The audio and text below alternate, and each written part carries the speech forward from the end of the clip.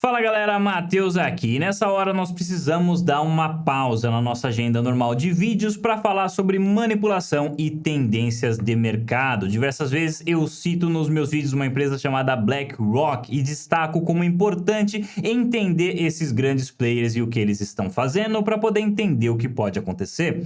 Mas eu percebo muitas vezes nos comentários que a maioria das pessoas nem sequer ouviu falar sobre esta empresa, então se esse é o seu caso, meu amigo, prepare-se. BlackRock é a maior gestora de recursos do mundo. Ela administra uma fortuna tão grande que supera o PIB de todos os países do mundo, com exceção apenas dos Estados Unidos e da China. Foi ela que assessorou o governo dos Estados Unidos em 2008, quando ele resgatou o mercado da falência, e novamente assessorou ele agora em 2020 com a pandemia. Ela teve um papel central na compra de ativos e na emissão de dinheiro sem precedentes.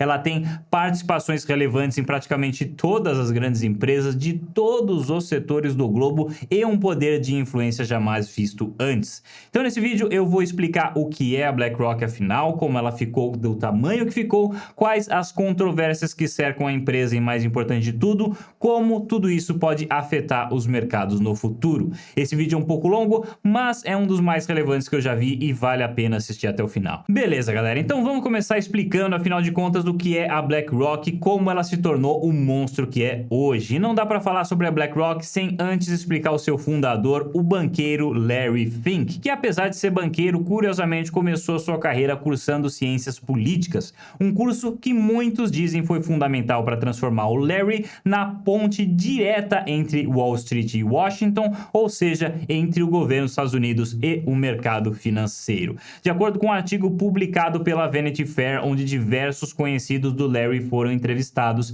ele é descrito pelos conhecidos dele como uma pessoa que sempre queria mais do que tinha, obsessivo, paranoico por manter o controle e uma pessoa que conhece os mercados de dentro para fora e entende os negócios de trás para frente. Ele começou sua carreira no banco First Boston, onde ele ajudou a desenvolver os mesmos ativos financeiros que estavam por trás da crise de 2008. Para quem não sabe, a crise de 2008 foi possível graças a uma coisa chamada securitização de dívidas. Basicamente, significa você pegar direitos de recebimento de uma dívida qualquer, como por exemplo cartão de crédito, financiamento de carros, financiamento imobiliário, etc. Juntar tudo isso daí num bolo que será então fatiado e vendido aos pedaços para diversos investidores no mercado.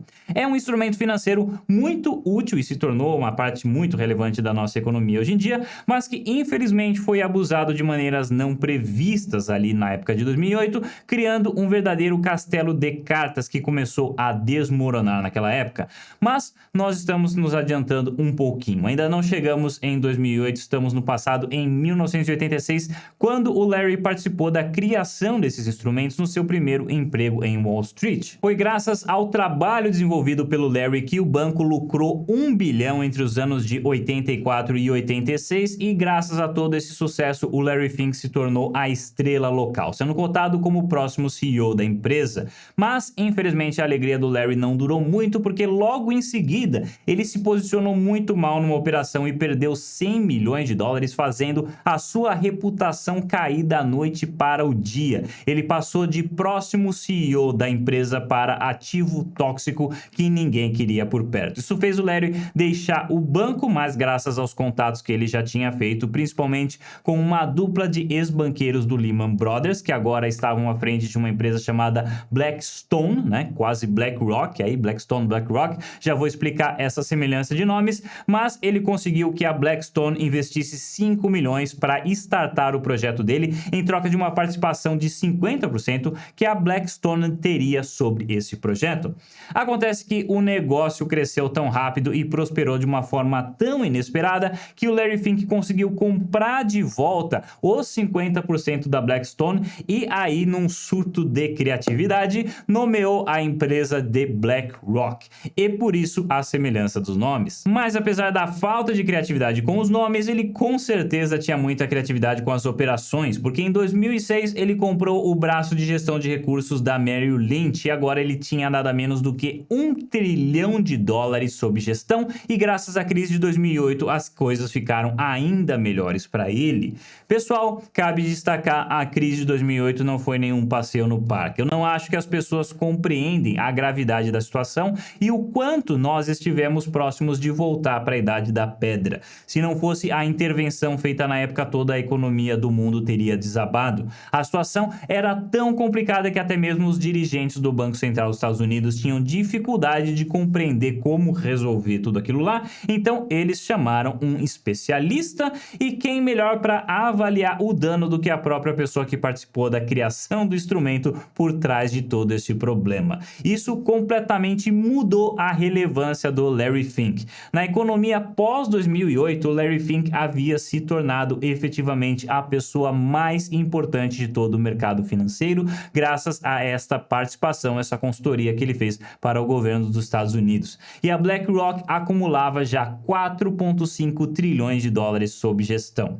Aí em 2020, com a crise da pandemia, o governo dos Estados Unidos repetiu a estratégia de 2008, só que com muito mais força. Quem eles chamaram para ajudar dessa vez? Você adivinhou, chamaram novamente a BlackRock e o Larry Fink. Aqui está a lista de chamadas telefônicas feitas pelo então secretário do Tesouro americano no fim de semana de 21 a 22 de março, em meio aos pacotes de auxílio da pandemia. E eis que o Larry Fink ficou abaixo apenas do presidente do Fed e com o dobro de chamadas do que o presidente da República de lá dos Estados Unidos. E ainda destaque essencial cabe citar aqui para o fato de que o Larry Fink foi a única pessoa dessa lista que não era membro do governo. E embora o contrato entre as partes tenha sido muito mais detalhado agora em 2020 do que foi lá na época de 2008, ainda assim significa que a BlackRock foi instrumental no programa de compra de ativos do Banco Central americano. O Larry Fink se tornou efetivamente o elo entre Washington e Wall Street, e a BlackRock com isso se tornou a maior gestora de recursos do mundo, com 10 trilhões de ativos sob gestão. E aí, pessoal, para colocar isso em perspectiva, se a gente comparar esses 10 trilhões com o PIB dos países ao redor do mundo, a gente chega à conclusão que nenhum país do mundo, com exceção dos Estados Unidos e China, tem um PIB maior que a fortuna administrada pela BlackRock. Qualquer outro país que você pensar, Alemanha, Japão, Coreia do Sul, Brasil, qualquer um, o PIB não é maior do que o dinheiro que está nas mãos da BlackRock. Se a gente pegar, inclusive, os 300 maiores fundos de pensão do mundo, combinar as fortunas administradas por eles, isso daí dá 6 trilhões, ou seja, menos do que a BlackRock. E o que ela faz com todo esse dinheiro? Ela basicamente compra participações relevantes em todas as grandes empresas de todos os setores do mundo. Por exemplo, vamos pegar um setor bancos. Quais são os maiores bancos do mundo? São eles Goldman Sachs, JP Morgan, Bank of America, Citibank, e claro que a BlackRock tem uma participação relevante em cada um deles. Mídia também, empresas de notícia. Você acha que essas empresas não respondem para ninguém? A BlackRock tem participações relevantes na Fox News, The New York Times, CNN, NBC, ABC News. Preciso continuar? New York Post, Sky News, The Sun. Talvez você pense que está livre disso, porque pega as notícias em mídias sociais, mas eis que ela tem também participações relevantes no Google, na Apple e até recentemente no Twitter, antes do Elon Musk comprar. No setor de alimentação, tem também McDonald's, Chipotle e muitas outras, e até mesmo no mercado imobiliário residencial, ela tem também participações, o que é muito interessante, porque normalmente, quando uma empresa desse porte investe no mercado imobiliário, ela compra grandes propriedades multifamiliares ou uma incorporadora, mas no caso eles estavam comprando diretamente residências em locais determinados sob o pretexto de diversificar a carteira. O que é um grande problema para quem mora nessas regiões, porque pense só, a pessoa tem o dinheiro da aposentadoria dela em uma previdência ou um fundo de pensão, como esses fundos são chamados lá fora, e eis que a gestora desse fundo utiliza o próprio dinheiro de aposentadoria da pessoa para pagar mais caro nas casas onde a pessoa quer morar, tornando a região inacessível. O próprio dinheiro da pessoa sendo utilizado de forma contra os interesses dela. E nesse ponto você pode estar pensando, ok, Matheus, eu já entendi o quanto essa empresa é grande e o quanto ela tem poder para influenciar o comportamento das empresas, mas não. Nós ainda não terminamos, falta ainda a cereja no bolo, porque a BlackRock não está apenas gerenciando o capital dos investidores, ela também criou um super sistema chamado Aladdin. Aladdin. Finalmente, o pessoal por lá se tornou mais criativo com os nomes também. Esse é um anagrama das palavras Asset Liability Debt Derivatives Investment Network, que é um sistema descrito como o sistema nervoso central, utilizado por quase todos os gestores de recurso do mercado com mais de $1 bilhão sob gestão. Se você está se perguntando o que, afinal de contas, esse sistema faz, é uma plataforma de gestão de riscos que roda simulações de Monte Carlo. Falei grego? Não se preocupe, essa próxima imagem vai esclarecer tudo para vocês. Olha só que beleza, aposto que agora todo mundo entendeu o que é, não é verdade?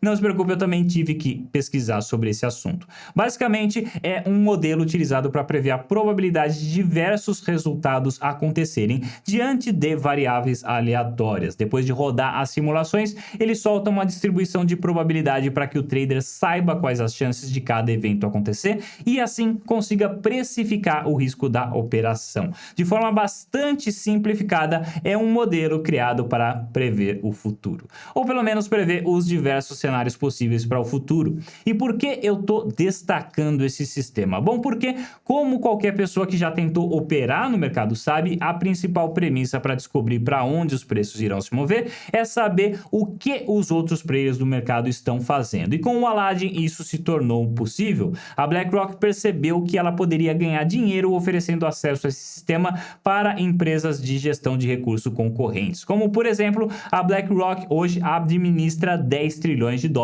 e logo abaixo dela vem Vanguard com 7 trilhões e a State Street com 4 trilhões. E adivinha qual a plataforma que elas usam? Parabéns, você acertou, elas usam, é claro, Aladdin.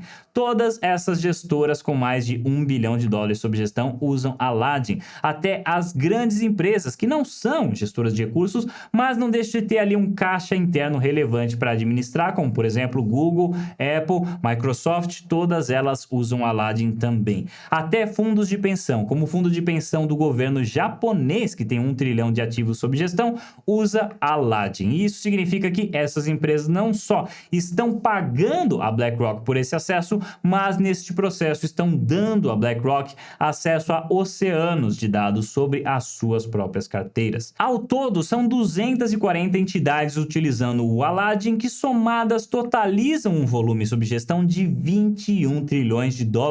Agora sim, maior até que o PIB dos Estados Unidos, pelo menos no ano de 2020, e representa aí aproximadamente 10% de todo o mercado global de ações e títulos. Então, embora cada empresa participe do Aladdin de forma independente, no sentido de que elas tomam as suas próprias decisões de forma autônoma, as suas carteiras estão linkadas com o sistema da BlackRock. Ok, Matheus, já entendi, para com isso, pelo amor de Deus, já ficou claro, a BlackRock é gigantesca, está presente em praticamente todos os setores da economia, mas afinal de contas, qual o problema disso? Se ela é uma gestora de recursos, é óbvio que isso daí vai acontecer. O que há de errado? Bom, não há nada de errado em investir e durante muitos anos foi só isso mesmo que a BlackRock fez. Ela simplesmente decidia aonde alocar o capital dos investidores para que houvesse um bom retorno em função do risco. Mas eis que em 2018 isso começou a mudar. Foi nessa data que o Larry Fink disparou o famoso e-mail sobre ESG para as principais empresas onde a BlackRock investe. Eu já falei disso algumas vezes neste canal, mas para quem não sabe, ESG é a pontuação que tenta precificar o quanto um negócio é amigável às questões sociais, questões de governança corporativa e também questões ambientais. É um sistema de pontuação altamente subjetivo e sujeito a interpretações diversas que até 2018 era visto como uma piada no mercado financeiro. Mas tudo mudou depois do e-mail do Larry Fink. Basicamente, ele disse naquela mensagem: olha pessoal, a sociedade de hoje se importa com essas questões e nós nos importamos com elas também. Então, a partir de agora, é importante que vocês também se importem com essa qualificação, porque daqui em diante vai ser muito difícil justificar investir em vocês se a pontuação do ESG não for boa. Depois disso, eis que a BlackRock passou a se envolver mais ativamente na gestão de algumas empresas, removendo pessoas do comando que não se alinhavam com essa agenda e, de repente, ESG se tornou algo muito importante. Pô, Matheus, mas é saudável que as empresas se preocupem com essas coisas e, sim, eu concordo com isso, concordo 100%, mas a questão é o que vem depois e nós já vamos falar mais sobre isso. Por enquanto, pense só no poder de influência que essa empresa tem, porque não se trata apenas da influência do capital que ela administra, mas também do capital de outras empresas nas quais ela investe e que, por sua vez, também investem em outras empresas. Basicamente, se a BlackRock tem uma participação relevante num banco, então ela também tem participação relevante, pelo menos em poder de influência, em todas as empresas onde este banco tem uma participação relevante. E as coisas ficam um pouco ainda mais sinistras quando a gente investiga algo chamado propriedade circular. Isso é quando uma empresa detém participações em outras empresas que, por sua vez, detêm participações nela mesma. Essa é uma artimanha utilizada muitas vezes para criar um monopólio não aparente e é uma prática proibida em alguns países, mas que está presente aqui. Então, qual o problema com o ESG, afinal de contas? Bom, primeiro cabe destacar que a motivação da BlackRock em perseguir isso é às vezes difícil de compreender. É possível que ela esteja aí tentando compensar o fato de que ela tem muitos investimentos na indústria de combustíveis fósseis e carvão e já foi muito acusada de financiar grandes desmatamentos. E claro, qualquer passo na direção de melhorar é sempre bem-vindo, não há como argumentar contra isso, mas muitos dizem também que basta uma operação de fachada com uma campanha bonitinha e alguns créditos de carbono para elevar o ESG de qualquer empresa. E os critérios de avaliação do ESG são muito subjetivos e sujeitos à interpretação. Então é difícil de avaliar aonde eles querem chegar com isso. Mas talvez o mais importante de toda essa questão seja o que vem depois. Agora que ficou muito claro que a BlackRock é capaz de mudar os padrões do mercado e ter uma influência profunda sobre como as coisas funcionam, a questão é, será que esse poder vai continuar sendo utilizado apenas para fomentar práticas boas? Será que a próxima pessoa que assumir a liderança da BlackRock vai pensar do mesmo jeito? O que será que pode acontecer se ela pensar diferente? Ou se os interesses dela estiverem alinhados com alguma agenda política? Coloca aí nos comentários o que você acha, sempre gosto de ler o que vocês escrevem. E por hoje é isso, pessoal, muito obrigado por assistirem, se inscreva no canal para mais vídeos como esse e a gente se vê no próximo vídeo.